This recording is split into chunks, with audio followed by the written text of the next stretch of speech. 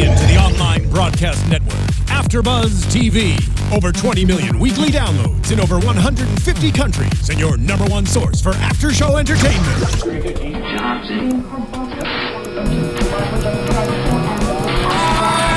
AFTERBUZZ TV, the destination for TV superfans. Producing after-shows for over 300 of your favorite TV shows. Interviewing celebrities and showrunners. And bringing you behind-the-scenes exclusives. All thanks to E! Entertainment's Maria Menounos, producer Kevin Undergaro, and internet leader Akamai.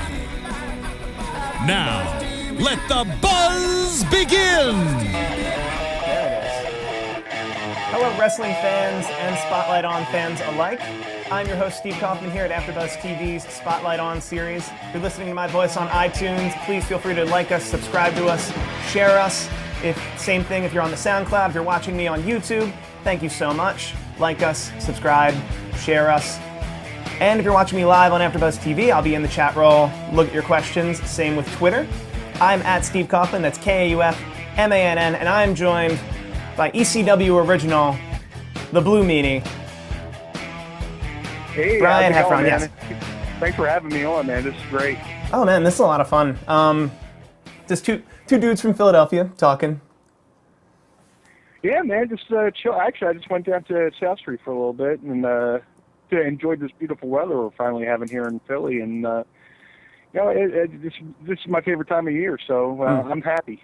Mine too, because by July it just becomes unbearable. Yeah. I mean, I'm definitely sick of this winter. This winter has caused me to break my hand as I did the ultimate job to Mother Nature and slipped on a piece of ice and broke my hand in 2 spots and had to get steel plates put in. So I am sick and tired of the winter. Agreed. My father actually fell down the steps while shoveling his snow. And he pretty much called me and he was like, I know I'm on a 5-year plan to move out of Philadelphia, and I think it's more like a 2 now. Yeah, pretty much. I think I'm over winter. So steel plates in your hand, are you gonna use that? You gonna use that in the ring? Well, yeah, I'm going to bring back the heart punch. I love it. Now that I got steel plates in my hand, I'm like the bionic meanie, so I could either do that or bring back the iron claw. So I think you can do both. We'll see. Once I'm all healed up and ready to go, as they say. So just jumping off, and what I'm going to do is I'm just going to ask questions sequentially until we wind up out of order. So, at the very beginning, what made you want to start to train to be a pro wrestler? Just wrestling was something I always loved, man. And if you're going to get into this business, you really do have to love it, because people get into this business saying, "Oh, I want to be famous, I want to be rich." They're going to be disappointed very quickly. Wrestling's a passion. It's got to be a passion in order for it to work. And I saw my first wrestling match when I was 6 or 7 years old, and I remember it was Tony Gurria and Rick Martel against Mr. Fuji Saito, and Mr. Fuji and Saito won the tag belts by being dastardly villains. And from then on, I was like, man, this is something I would love to do. Catch-22, being a severe asthmatic at the time, and my family thinking, going, oh yeah, that's cute, Brian. You're a severe asthmatic. You're like the bubble boy. You're in an oxygen tent every fall and every spring with the change of the weather, and you want to be a professional wrestler. That's very cute. So, luckily, as I grew up, and got better, it became more attainable. I started focusing on it a lot more. I started seeking out schools. I had to try out the Monster Factory, which ironically I'm one of the coaches at now. And but I found Al Snow's school in Lima, Ohio, through Dave Meltzer's Wrestling Observer, through a mutual friend of me and Al's named Phyllis Lee, who recently passed away. But she was like a den mother to all the boys and stuff like that. And she made the transition from me going from being super fan to pro wrestler very, very easy. Wrestling's not easy, but I felt like I had a beginner's course before I went to Al school. So Wrestling is just something it was always something I thought about. It's something I dreamed about when I wasn't watching it. I was thinking about it. When I wasn't watching it, I was going to newsstands and hunting out all the after mags. I was, looking for anything pro wrestling. On my weekends from school, kids would be out playing. I'd be on TV, be home flipping through the channels looking for wrestling on TV. I would find wrestling from Hawaii. I would find Bill Watts UWF. I would find World Class Championship Wrestling. And, that was my escapism. Nowadays you have, 500 channels of, whatever you want to watch. But back then you really had to seek it out. And it's just, wrestling's been in my blood. It's been my passion, and it's something I love. It's like any relationship. You have your good parts, your bad parts, but there's something about it that you just stick with it, and here I am 21 years later, and I still love it, just as much as the first day I saw it. That's nice. How long were you in Alsto's school before you had your first match? I went to Al's, it was like a couple days after WrestleMania 10, which is like March of 94. I had my first match that June of 94. Right on. And it was and it was horrible. it was so bad. I might have a video somewhere. Hopefully, nobody sees it. But everybody's first match is everybody's first whatever is never going to be the greatest. Usually, nobody hits a home run the first time at bat. It takes practice. But I wrestled in Cambridge, Ontario, Canada. And there's a whole other story behind that show where, it was my first show, and one of Al's students was running the show in his hometown, and he wanted to be the hometown hero, and he's like, hey man, you're going to be on my show. What's it going to be like? How do you feel? Hey, you're going to have your match in front of 3,000 people. I'm like, I'm getting all nervous, and this guy's building me up, and we get to the building, and he drew like maybe 30. Hey, he was 2 zeros away. And most of it was his family and friends. So, wrestling's been very spinal tappy, when it comes to, some of the stuff I've been through, But, that was my first match, and it was against a guy named Stevie Cool. He was wrestling as the Kodiak Bear at the time, and we eventually wound up being a tag team for a little bit, but, yeah, it's just one of those things, you look back on and you go, oh my God. Sometimes I watch my matches and I turn into Chris Farley. I'm like, you're so stupid. Why'd you do that? You're so dumb, and I guess, if you're going to get better, you got to be critical. You can't look at everything through rose-colored glasses. Pretty much. What was your first wrestling gimmick? Like in that match, and did it sustain for a little bit? I never really had a gimmick until like the Blue Meanie character. I called myself the Zebra Kid for a little bit because I had the bright idea. Hey, I just bought a pair of zebra print, spandex and a singlet to put over it. Hey, I'll call myself the Zebra Kid. Quite original, I know. So the singlet made the whole character for you. I'm sorry? The singlet made the whole character back then. It's just like, I'll get a singlet, and that's my thing. Pardon? I was making a joke about how, I'm going to get a singlet, and that's going to be my whole gimmick. Yeah. Back in the day, if you wanted to get wrestling gear, there was like one main person, and it was K&H Gear in Ohio, and it happened to be like 2 to 3 hours away from Al Snow School. And it became like a class trip, Al loaded his van full of students, and we drove 3 hours, and you go to this place, and it's just in the middle of nowhere. It's this nice little, like not even a residential house. It's like a house in the middle of nowhere, and their garage was where they made, the wrestling tights. And you'd walk in, and you see photos, of, Bret Hart. You see them making stuff for like Earthquake, and they're making all this stuff for WWE guys. But then they had like a bin of stuff, people ordered and never paid for, so you're just digging through boxes and they sell to you on the cheap, and I found like these zebra type pants, and being the '90s, Zubaz was the thing. I was like, oh, this is great. I'll just get a Zubaz jacket and I'll have a full outfit. But in hindsight, it's all very silly. But you're just trying to think of ways of being different in the business, and having a different look, and and all that good stuff. But yeah, I found the zebra print tights and all that stuff, and there was really no rhyme or reason to my character. Everything was just basically me, turned up to a notch. Turned up a couple notches. Like Spinal Tap, I turned it up to 11. And that got noticed because it wasn't too long before Raven saw you and brought you in ECW. It's like, if I could say happenstance, maybe. Okay. Yeah, because I was at Al's school for about a year. And he said, this is great. I'm helping you get. He was getting me a lot of bookings. He's like, but you're never really going to, get experience if you don't go out there and hustle and get your own bookings. So he suggested I move back to New Jersey, where I was living at the time. And he's like, go out there. Try to get booked everywhere. And I did. I moved back to Atlantic City at the time, and I was driving to Baltimore. I was driving to, back to Detroit. I was driving everywhere. But there was like a series of like 3 shows.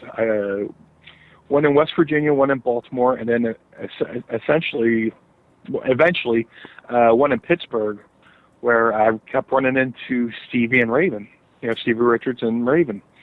And they were on all these shows, and then finally on this Pittsburgh show, Stevie, and Raven watched my match because they were looking for a sidekick. Because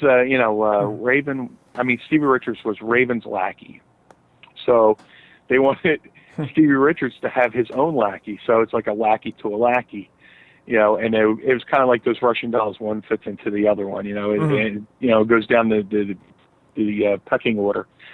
So I had this again. I had a horrible match. This guy doing a Batman gimmick, and I knew going into the match it was going to be bad because the guy said, "Listen, kid, I've been in this business a long time, and the more money they pay me, the more bumps I take." And they didn't really pay me all that well tonight, so I was like, "Oh, great, this guy doesn't want to, do anything." So I was like, "Oh, it's going to be like pulling teeth." But I did the match. I did the job. I lost, and I put Batman over, and later that night I was watching Raven's match, and Raven comes back. I go, "Hey, nice match, Raven." And he goes, "Hey, nice moonsault, kid." Because in my match I did a moonsault.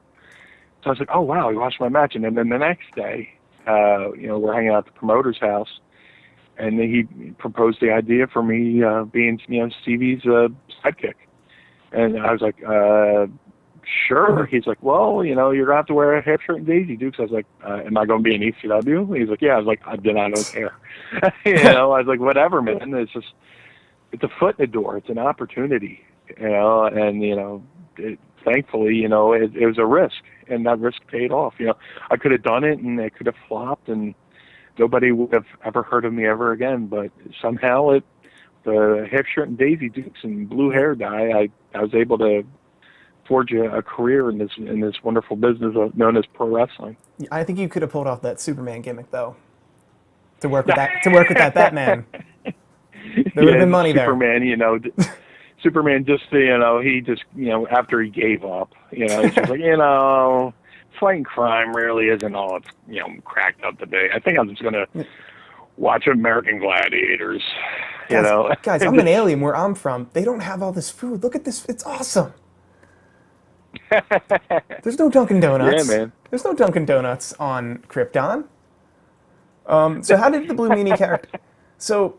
The Blue Meanie character came about right around that exact same time. That would have been your first gimmick in ECW, or really ever. Actually, I debuted. I had the distinction of debuting twice in ECW. The first time I debuted, I was just a fan in the crowd, and I debuted with Stevie, pretty much the same way I debuted as the Blue Meanie. But that night, ECW accidentally set a fan on fire, and and the footage of that whole show never made air.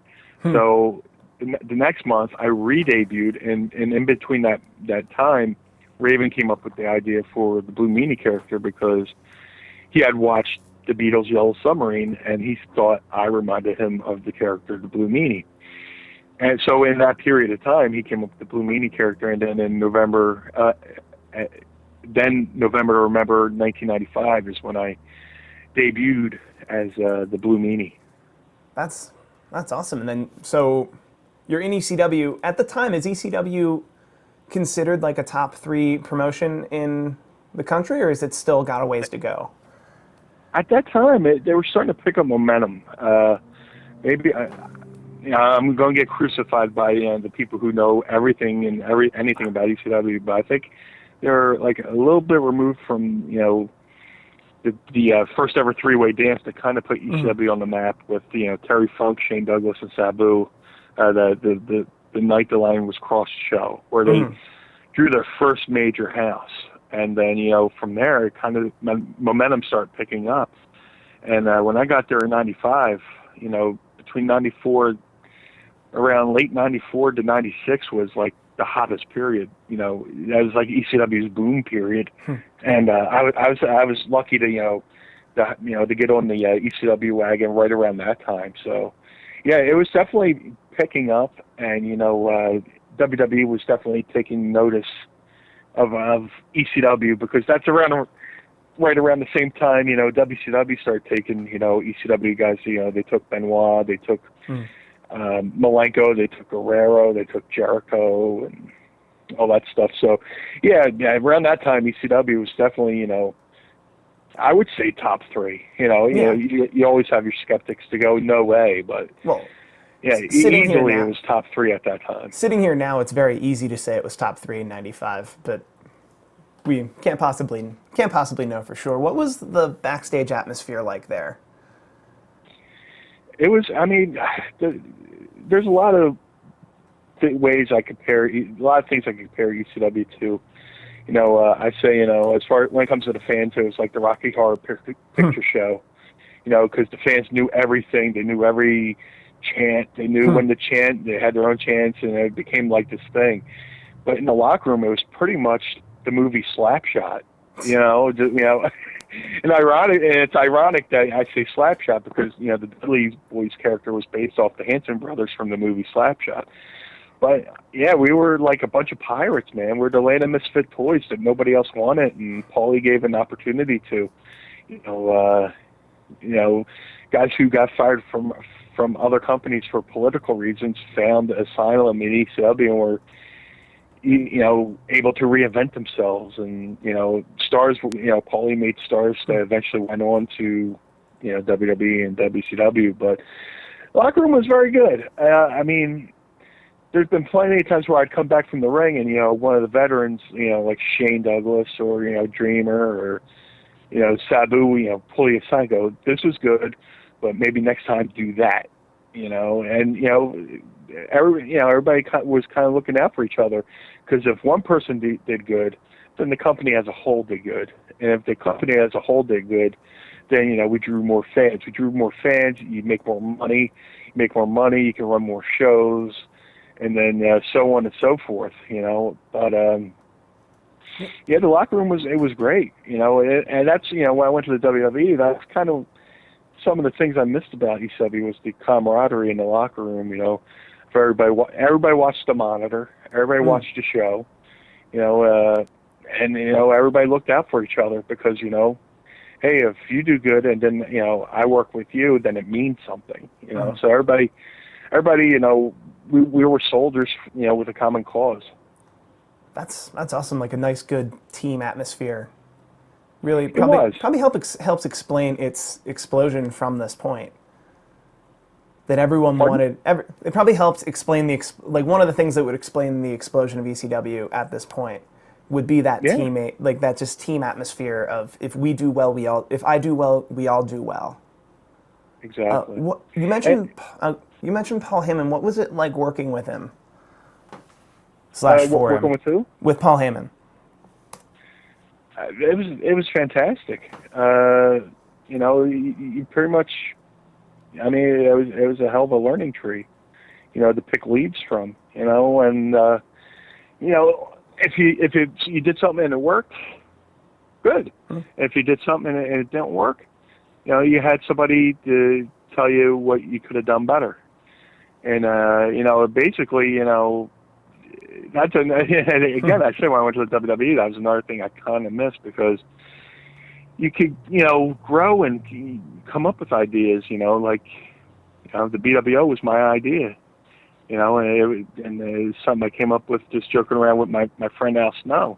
And I was like, oh man, you know, I was sitting there talking to Al on the phone, and we're shooting the breeze, and I was like, yeah man, we're doing these parodies, we should do one of the NWO, you know, call ourselves the BWO. And I'm coming up with these ideas off the top of my head, and he's cracking up, and I'm like, you know, Al's a good gauge. You know, if something's funny, you know, then it's probably, you know, probably a good idea, because he had been around way longer than me in the wrestling business. So, you know, I pitched it to Stevie. Stevie pitched it to Raven. Raven pitched it to Paulie. We did it the first night, and you know, it was supposed to be a one-night affair, and it went from being a one-night affair to almost a year run, and led to, you know, Stevie being a main eventer, you know, in ECW's first pay-per-view. So, and that, I think they also saw dollar signs when it came to selling the T-shirts, because the BWO shirt was the top-selling T-shirt in ECW history. So that's just not me tooting my horn. That's, you know, what, you know, the merchandise girls were telling me at the time, and Joey Styles says it all the time. You know, these, you know, the BWO shirt. But to get back to your original question, I know I kind of. Oh no. I go in and out and fall down the steps and land on my feet when it comes to answering questions, but you know. The work there, or, you know, work with him was fantastic, you know, and you see the track record, you know, with other people that have worked with him, you know, and the success they've had, you know, it's just, it was definitely a blessing, and people use that word a lot, you know, oh, I was blessed to do this and that. I was blessed to work with him, so especially that young in my career. This one's a little bit of an off-the-wall question. Have you ever met Hogan, Holler, Nash? And have they commented on the BWO? Yeah. Like when I first went to WWE, I saw X-Pac, and I was like, hey man, I hope you guys didn't mind, you know, the BWO. And he was like, no, we loved it. You know, and then eventually I met Scott Hall. And Scott Hall explained to me, he's like, yeah, man, it was great. I would, you know, Scott Hall would rib Kevin Nash about the BWO, saying, well, it's the Blue World Order, and the Blue Meanie is me in the BWO, and he's the leader, so I should be the leader of the NWO. So, and, you know, just back and forth and ribbing. And they all, you know, the only person I haven't talked to about it was Hogan, but, you know, I've heard him on, you know, other shows, you know, saying that he loved it, you know, and, you know, imitation's a serious form of flattery. And they know we weren't doing it with malicious intent, you know. We were kind of, you know, me, Stevie, and Nova were the Weird Al Yankovic of pro wrestling. We're doing a lot of parodies, you know. And it was, you know, just, you know, satire on what was going on in the business at the time. You know, something, you know, or, you know, we would do, you know, cool things like, you know, the Fabulous Ones, you know, historic tag teams and stuff like that. And, you know, there's so many we could have done, you know, but in that time. But, you know, once we struck gold with the BWO, we kind of didn't do other parodies. You know, we kind of stuck with the BWO. And actually, before the BWO, you did a Gold Dust parody called Blue Dust. Yeah. And that wound up to you. Was that integral to you winding up in WWE in '98? No. Initially, WWE hired me because, you know, I was doing the, you know, my character was like a dance. I did the meanie dance and all that stuff. And they, at the time, WCW had the Nitro Girls, and Vince Russo initially tried to bring me in from ECW and debut as, you know, kind of like their dancer. You can call me the Raw Boy. You know, I would still be the Blue Meanie, but like the Raw Boy. And the first time it didn't, you know, there was a screw up, and I didn't get a chance to go in. But Vince Russo was a fan of the ECW product. At the time, WWE was expanding their television. They went from having Monday Night Raw to having Monday Night Raw and Sunday Night Heat. So they needed more wrestlers. And I was on his radar, and he brought me in. He reached out to me through Al, saying, does Meanie have a contract, and, all this stuff, and, how loyal am I to ECW? And, I was loyal to ECW, but first and foremost, I'm loyal to my family. I had a, family to support, with my mom and my grandmom and stuff like that. And they were, they paid dues in this business too, making sure I got to be where I got to be. So ultimately, when I said yeah and went to the WWE, my greatest moment was, walking into the living room and tell my grandma, put all the bills in my name because I just signed with the WWE. And the look of joy on my grandma's face when I told her, I had made it. Essentially that's saying, I made it, to the promised land. We're both from Philly. It's like the Phillies calling you up, or the Eagles calling you up, or the Flyers calling you up. The Sixers, but but it's just like I those early ECW shows, I was in the crowd, and then it's like when they hired me, I got called up, and then then WWE came calling, and I went from WWE's farm league to the WWE. So I know I'm getting away from the original question, but the whole Blue Dust thing, I did it in ECW. A couple days after Goldust had done this naked promo with the Intercontinental belt, covering his Golden Globes, and I did the parody in the park, where I was, Nikki covered in blue cake icing, and my little meanie doll covering my little meanies, and 2 seconds after we filmed that promo, the cops came, which was a whole nother story, because it looked like a demented porn set. It was like me, a 300-pound naked guy covered in blue cake icing, surrounded by a film crew: Raven, Sandman, Stevie, Sandman's wife Lori, and Tyler Fullington, their 8-year-old kid. And the cop goes, "I don't know what you guys are doing, but whatever it is, please stop. I don't want to do the paperwork on this." And then Raymond's like, "Yeah, let us take one more shot. Let's just do one more take." I'm like, "Salmon, please shut up. Please just shut your mouth. I don't want to get arrested." So flash forward to WWE, and they did a deal where Goldust sold Al Snow's head.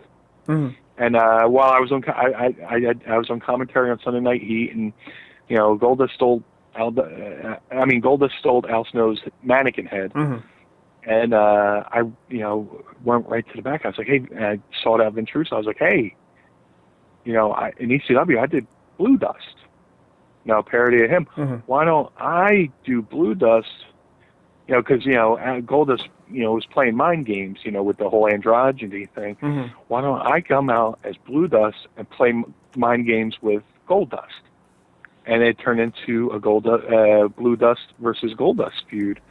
And then eventually we wound up tag teaming, but I went back to being a Blue Meanie, and he was Goldust, and I kept calling him Mommy, which I kept saying he was my mother, and we did this wonderful promo that never made air because it was on a live Sunday Night Heat, and we're in the ring, and Goldust is doing this great promo about, the father from Leave It to Beaver, the father from Happy Days, and, Darth Vader, some of the greatest fathers in history, but only one can be a great mother, and while we're cutting this promo on live Sunday Night Heat, there was a horrible rainstorm outside, and the satellite transmission went, and it never aired, and we never got to retell it. I do remember this.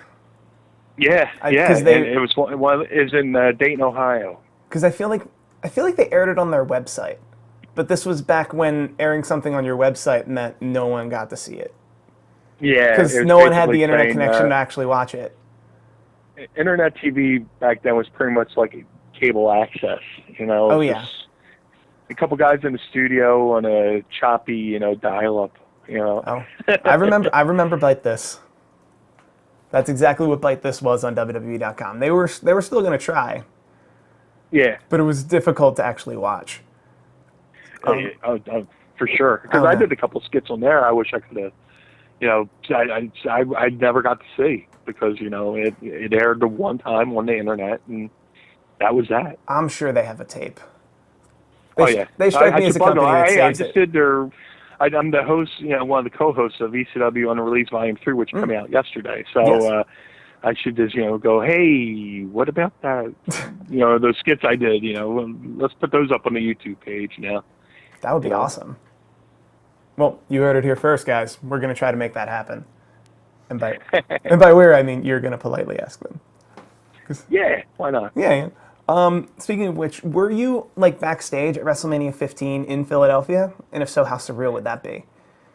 It was awesome. You know, Philadelphia. Well, it all goes back to, you know, being in love with the city of Philadelphia. You know, I was born in Philadelphia. I debuted for ECW in Philadelphia. I debuted for the WWE in Philadelphia, and my WrestleMania moment was in Philadelphia when I managed Goldust against Ken Shamrock, Val Venus, and Road Dogg, and in a four-way for the Intercontinental Championship, and just to be able to, you know, do that in front of, you know, family and friends was awesome, and that whole weekend was awesome too. You know, just, you know, with the conventions and the live special they did from the convention center on you know, Sunday night and all that good stuff. I mean, this is to be able to do it in your hometown, you know, and represent your hometown and represent your family on the grandest stage of them all, as they say, was fantastic. I mean, it's the greatest rush you could ever experience. I could imagine. And how long were you? Yeah. And how long were you in the WWE before you wound up back in Memphis? Because you said you started in Memphis. I was in WWE November of '98, and then it might have been January of '99. I went down to Memphis. They asked me to go down to Memphis because I had lost a bunch of weight at the time, and I didn't look like the Blue Meanie anymore. So they were going to repackage me and bring me back as something else. And I went down there. You know, I'd lost 160 pounds, and, you know, I had a different hair. So I still had the blue hair and all that stuff, but they were trying to think of something, you know, new for me to do. And at the time, my grandmom had a health scare with pancreatic cancer. And, you know, my family was like, she's not going to be around much longer. And I requested to, you know, go back to, you know, Philly to be, you know, spend the last couple days with her. And it was right around that time, you know, a little bit after, you know, she had passed it, you know, they said, you know, they released me. So, but yeah, it was kind of bad timing, but. Well, you were talking like any relationship, your relationship to wrestling, there's ups and downs. Yeah, I mean, and you know, I could sit here and be bitter about it, but, you know, it's a business first and foremost. You know, just like any business. You know, you're on you know, like if you're on a TV show, you know, you could get canceled at any time. Oh, yeah. So your character that was me. That was me just getting canceled. Yeah, and you're still around, and that, like, also speaking as someone who's lost probably 80 pounds in the past 2 years, I know how difficult that type of change is. How did you lose 160? Like, what was the regimen like? At the time, I started seeing a nutritionist named John Warrington. He is Headbanger Mosh's brother, and he is right over the bridge in New Jersey. And I went to him. I started taking, you know, supplements, and I cut out carbs. I cut out sodas. You know, I mean, cut out bad carbs. Yeah. You know, like starch, like white rice. Yeah. And I replaced white rice with brown rice. Instead of a potato, I eat a sweet potato with minus all the good stuff. Yeah. And then, I was drinking a ton of water. I was drinking like a gallon of water a day, and just doing a lot of stuff in the gym. At that time I was doing a lot of lightweight, heavy reps, and, I shed it pretty quick. Almost scaringly quick. But, nowadays I just lost 60 pounds, and I'm trying to get in better shape now. I'm pretty much doing the same stuff, but I'm doing a lot of power lifter type stuff, with deadlifts and stuff like that. And I have a great friend named Sebastian who's been giving me diet tips and weightlifting routines, and then I got weights at my house, so I'm lifting weights at home. Well, right now I'm not because I got the busted hand, but just eating better. I still eat a lot, but I eat more meals with better portions instead of less meals with horrible portions. So it's just portion control, spreading your meals out to every 3 hours, taking a lot of water, and getting your exercise in, do a lot of walking and stuff like that. Like today I walked a couple miles and stuff like that, which is my first time getting out of the house, since I broke my hand. So just trying to stay active, keep moving forward, mentally and physically.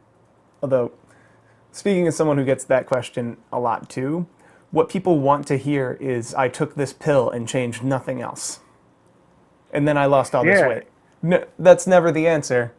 Took me a while. No, it's not like Anna Nicole Smith taking Trim Spa. It's you actually have to do something. You have to keep the motor running. To burn some of the calories off and stuff like that. Burn the fat and keep it going. Tell me about it. So much so that I remember watching ECW in 2000 and seeing you return as the Blue Boy, and thought it was someone doing a parody of you. Yeah, that's how it's so weird. How did you enjoy? It was so weird because I would still do indies as the Blue Meanie, and I started losing work because people are like, we're bringing you in as the Blue Meanie, and you don't look like the Blue Meanie, and people are saying people thought they were getting scammed. So that kind of led to me putting some of the weight back on, just out of frustration. All that hard work, you get asked to lose weight, you lose 160 pounds, and then you get fired, and then you haven't been on TV as the new version of yourself. And that's why television and wrestling is so important. That's why guys still do the same gimmicks in the indies now that they did 20 years ago or 10 years ago, because that's how they were seen on TV last. So I did get a chance to debut my new look on TV, so I'm going back to the indies with the new look, and it's hurting me bookings wise. How did you like the Blue Boy gimmick in ECW? That was all Paulie. When I was in Memphis, I started losing the weight, and at the time the movie Swingers was big, and then the band Smash Mouth was like this huge hit, and he was like this. He kind of reminded me of the guys from the movie Swingers with the fancy the bowling fancy bowling type shirts and stuff like that, and the hair. And I was kind of gonna the Blue Boy look and stuff like that was kind of gonna try to be based off of that, but like Paulie put the twist on it. I'm the former fat kid that lost all the weight, and now I'm just a complete jerk about it. Just like I'm the fat guy, former fat guy that's going around calling everybody a fat bastard. So. It's total, being totally ironic and stuff like that. Speaking of which, so you were in ECW in 2001 as the Blue Boy? Yeah, 2002, the last show in 2001, yeah. Actually, this question's from one of our other hosts here. His name's Dan Weiss. He does the wrestling pay-per-view panel with me, and he wanted to know. Oh, okay. And he wanted to know what was it like during that acquisition and transition. And what did people know or don't know? I mean, it was just, it was the locker room in 2000. I mean, you could just tell, guys were a little frustrated. Because everybody invested so much into ECW. Luckily for me, I didn't really have too much of a financial problem because I was still, collecting a check from the WWE at the time because, they cut you, but then they, pay out the remainder of your contract. So I was still, and ECW, as we know now, was pretty much a subsidiary of WWE.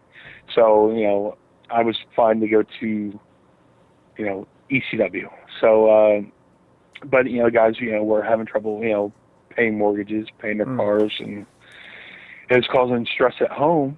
And the mentality was pretty much, well, we'll stick this out because if somehow it turns around, we'll be rewarded. The people who stick around were hoping to be rewarded when it does, when the ship does get turned in the right direction. Say they do find a new network and, maybe strike a financial deal where, they can actually, pay the guys a little bit more and maybe give them a little bit of that back pay, back. Right. But I wasn't there for the last show. But, that was the sense. The sense was, let's stick this out. Let's ride the storm out, and then if we come out through on the other side, hopefully we get rewarded for the time we put in when the company wasn't really doing that good financially, because the shows were still drawing. Oh, it was a top. It was insane. It was a top tier. It was a top tier promotion as far as popularity was concerned. Yeah, houses, they were selling out buildings. I know, Bischoff denies, ECW outdrew WCW in some markets, but in some markets, when WCW was on the down, on a down skid, skidding downwards, and ECW was drawing 2,000 to 3,000 people in some markets, and outdrawing WCW in some markets. So it's like the only usually go out of business when people stop showing up. Yeah. And it was just they but I have to give Bubba Ray Dudley credit when he said ECW was Napster. It came up with this great idea, it revolutionized a way to do business, to run the business, but it just couldn't keep up. It was too big to be small, too small to be big. Yeah. So I feel like Tommy Dreamer mentioned the bubble bursted. I feel like Tommy Dreamer mentioned that it was if a mom and pop sandwich place became a Subway.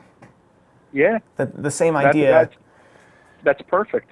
That's a perfect analogy. But but you got all these orders coming in, and you don't have enough to keep the supply going.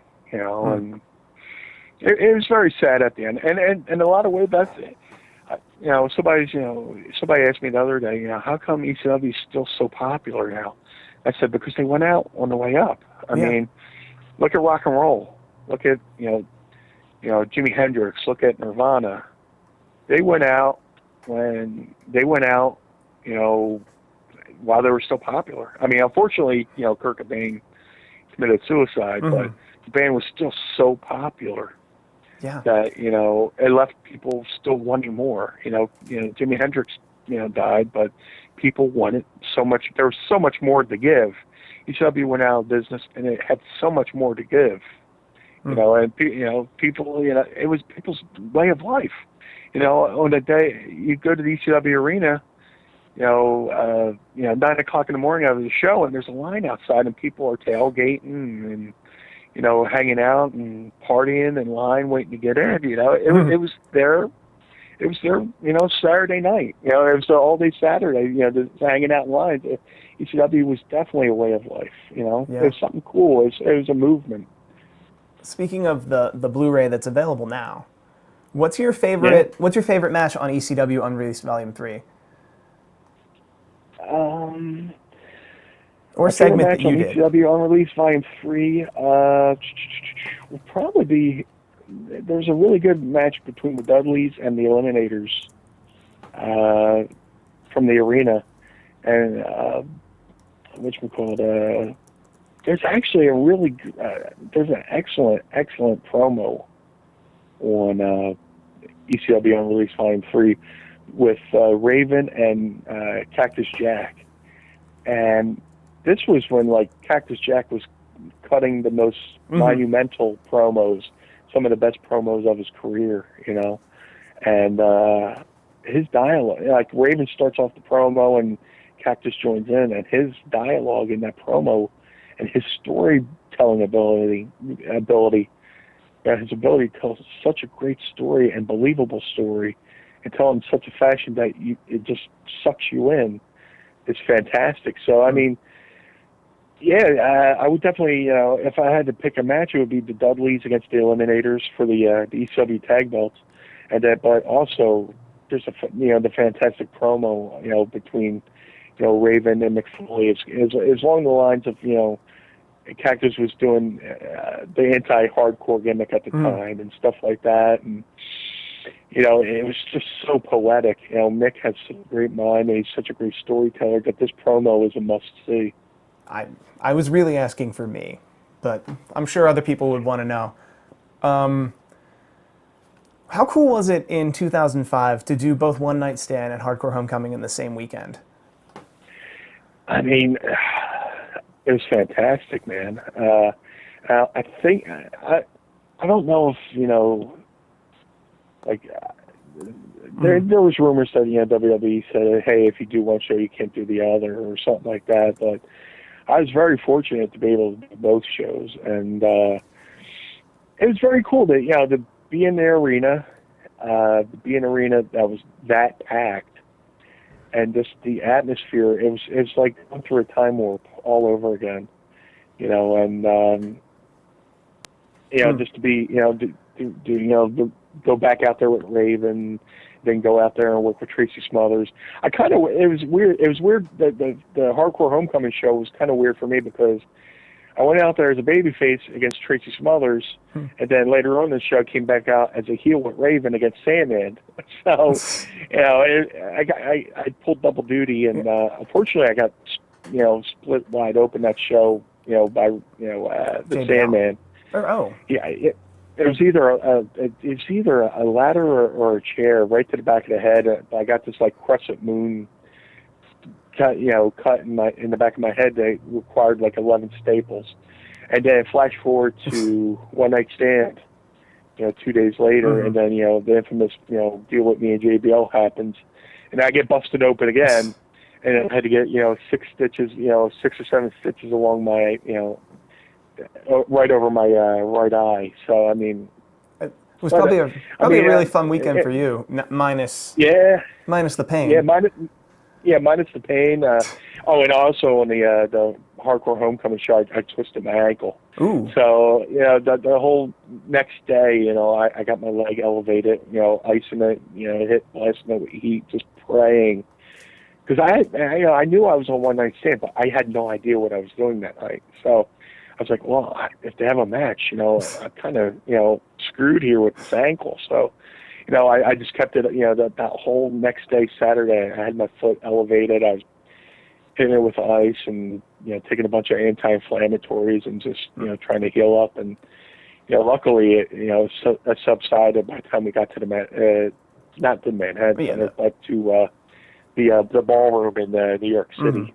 So, speaking of One Night Stand and JBL, did he apologize to you after the fact?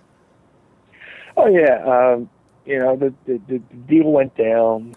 You know, I said my piece in social media about how I felt wrong, and you know, it created kind of a buzz. Yeah. To where, ironically, here on you know the Buzz, and they flew me out July 4th. 2005, and for as a SmackDown Raw Super Show, when they would do both shows in one night. And, you know, me and JBL went to a room. We talked out our differences. I told him everything that I thought he did wrong to me, you know, my first go around, you know, between 98 and 2000. And then, which led up to the incident in 2005, and he apologized, and he said he had no idea that he had no recollection of doing what I told him he did, but I took him at his word. I accepted his apology, and we took a horrible real life incident and turned it into a storyline. And they made it right. They took a bad situation and they made it right, and they brought me in and gave me a little bit of a run, and here I am, 10 years later, hosting one of their yearly DVDs. That's luckily for me, it's one of the top selling DVDs each year for WWE. It's the ECW unreleased titles. Joey Styles says it totally baffles them because every year their top 3 DVDs are, number 1's always WrestleMania, and then a random number 2, and then number 3 is ECW unreleased. So as of me checking like 2 hours ago, it's still number 1 on Amazon's sports look at Blu-rays. Is ECW unreleased Volume 3. So I'm very proud to say I'm to be a part of something really cool, and something that's keeping ECW's name alive in 2015. Yeah. How cool was it back in 2005 to get the band back together and have that run with the BWO? Oh, it's fantastic, man. And the funny thing is, a lot of people think the JBL thing was, the reason why I was going back to WWE. But, our tag partner, Supernova at the time, who was in talent relations, had been pitching an idea for, to bring the BWO back because Stevie was on their TV show Velocity at the time, and they wanted to transfer him from Velocity to SmackDown. And SmackDown, the colors of the show are blue and white. BWO colors are blue and white. He was like, even if it's a short-term run, let's bring back the BWO, bring back Meanie for a couple shots. And once the JBL thing happened, that kind of expedited the whole process. So you go back and be with guys that, I had such great times with and great memories with, and people who I'm forever etched in wrestling history with. It was fantastic. I mean, we did the deal with JBL where we come out JBL's limo. And right before we come out of JBL's limo, we're sitting in there, and Nova turns to me and Stevie and says, "How is it in 2005 that the BWO's on TV and the NWO's not?" It was the most surreal moment, and we just had a good laugh because it was just so absurd that the parody outlasted the real the tag team we were parodying. So. I mean, anytime you get a chance to, get back together with the people you love and respect is always a good time. When did you when did you take over the training at the Monster Factory? Well, I'm not like the head guy. Oh, yeah. The Monster Factory was founded, in '83 by Larry Sharp, and in 2011, Larry Sharp's protege, Danny Cage, bought it from Larry. I'd been doing a couple projects. I did I have a part in Mick Foley's documentary called I Am Santa Claus, and I was asked to be in that because, during my time in WWE, I traveled with Mick a lot, and all year around he would play Christmas music and have Christmas themed clothes and stuff like that. So they were like, "Hey, do you have a place with a ring?" I was like, "Yeah, I know a place with a ring, Monster Factory." So I approached the Monster Factory, and we filmed my part of the documentary, right next to the ring. And then a few months later, I have a friend, Ian Riccaboni, who was working on a TV show called Philly's Nation here in Philadelphia. And he wanted, to do a wrestling theme segment on Philly's Nation. Again, here comes the Monster Factory. So we go to the Monster Factory, we film our segment, me, Danny, and Ian. And then over the course of talking to owner Danny Cage, he's like, "Would you like to start training here?" I was like, "Absolutely." And I was training at the Monster Factory is just a great way of me giving back to the business that gave me so much. I never made $1 million in this business, but I got paid in, great experience and great friendships, and I got to do so many cool things. Why not pay it forward or pay it back? Oh, absolutely. And, the trainers at the Monster Factory is Danny Cage, myself, former ECW original, Bill Wiles, who wrestled as Elvis Wesley in ECW, Ring of Honor's QT Marshall, and Luis the Punisher Martinez, who's also a graduate of the Monster Factory. And to pardon the pun, I'd like to say we're the five-headed monster, because we all have different backgrounds, we all have different styles, and I think, the best part, if you're going to make a really good stew, is you have all these different flavors coming along to make a really good stew. And I think Danny and Bill have amateur wrestling, and as well as QT Marshall, and then I have all my experiences with WWE, ECW, being on television, and I've done so many right things in the business, but I've also made plenty of mistakes. And if I can be sort of a producer and tell these kids that's good, but be careful, because this might happen, and if you do this, that might happen. I like to think of myself like like a record producer, equivalent. I'm the wrestling equivalent of a record producer. So we're there at the Monster Factory. Actually, this weekend we're having a 3-day camp at the Monster Factory. It's going to be me, Danny Cage, Bill Wiles, QT. We're bringing in Cliff Compton, who's been in Ring of Honor. We're bringing in Ring of Honor's Kevin Kelly and Brutal Bob Evans, and we're going to give kids a tryout over 3 days. And WWE wants to do their Tough Enough. Oh, yeah. This is like our Tough Enough, where we're trying to find people who want to become pro wrestlers. And I think the Monster Factory is the best answer to give people a chance to get into professional wrestling right now. Currently, we have a student down in NXT named Steve Cutler. We're training former UFC fighter Matt Riddle, who is getting a tryout in WWE in June. And then, we got a lot of other cool stuff coming down the pipeline that, I think the wrestling business is about to have another resurgence, almost the way it did, almost kind of like an attitude era, where it was cool to be a wrestling fan again, because the indies are drawing big houses, WWE's doing good business, and especially now with the network growing, and more, they need more programming for the network. So I see nothing but an upswing for wrestling, and hopefully the Monster Factory is part of that upswing. Well, and that answers my next question, which is, what should someone do if they wanted to become a pro wrestler? It sounds like go to your 3-day camp. Yeah, go to monsterfactory.org. All the information for the 3-day camp. The first night it's pretty much going to be just like an orientation, and then Saturday we hit the ground running with a lot of training, a lot of tryouts and stuff like that. And then Saturday night we have a show at the Monster Factory.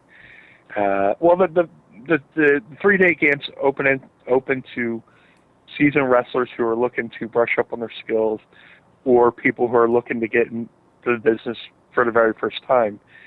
And if you're a seasoned professional wrestler and we like what we see during the Saturday tryouts, you will be added to our Saturday night's event.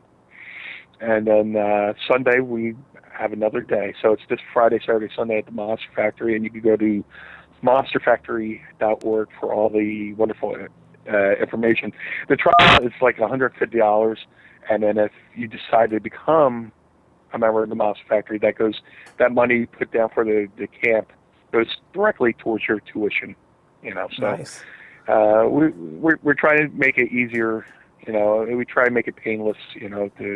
To come to our school and try to do our 3-day camp.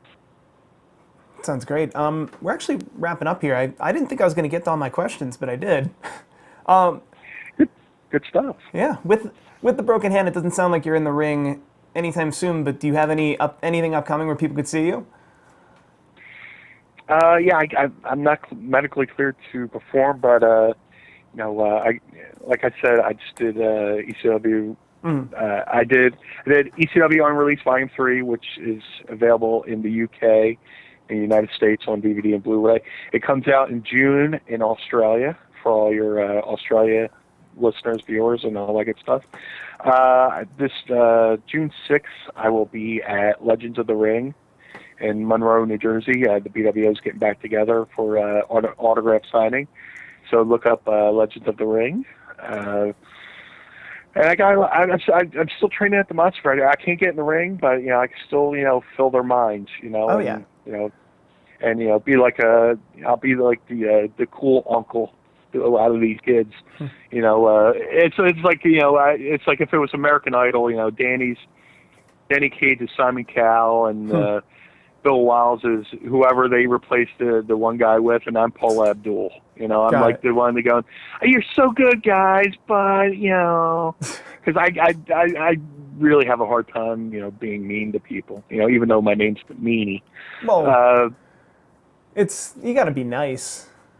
Oh yeah. People usually, I find people usually take criticism way more serious. If you're like, I like this, but everything else was terrible. It's okay, but also, hey, I also got to get this out there because I'm sure a bunch of your viewers are sports fans, and hopefully some of them are Kansas City Royals fans.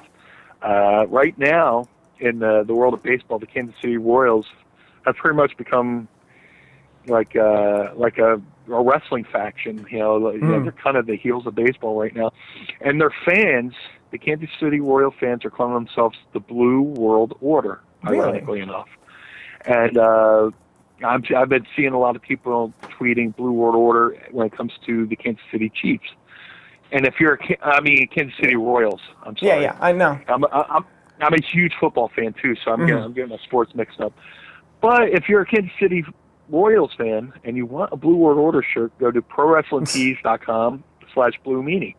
Because there's a lot of knockoff Blue World Order shirts out there, and they're not as cool as the originals. So that's cool. I got to get my props. Oh yeah, that's cool. That's cool that you're not trying to fight the power either. Where it's like, that's my hashtag, that's my thing. You're just like, no. If you that was my thing first. If you'd like a T-shirt, go to this website.